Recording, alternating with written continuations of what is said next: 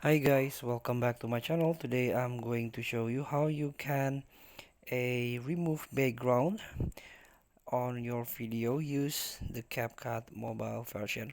So you can download and install CapCut mobile version from App Store or Play Store. It's free.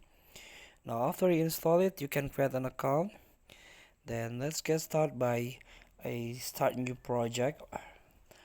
You can start new project, or you can if you already edit your project before, you can tap on your projects, and here you can tap again the video or projects to remove the background.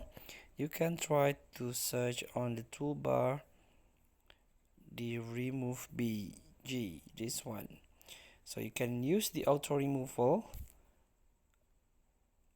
but this is the pro edition. You have to upgrade your account into the pro edition, pro version, or you can use custom removal.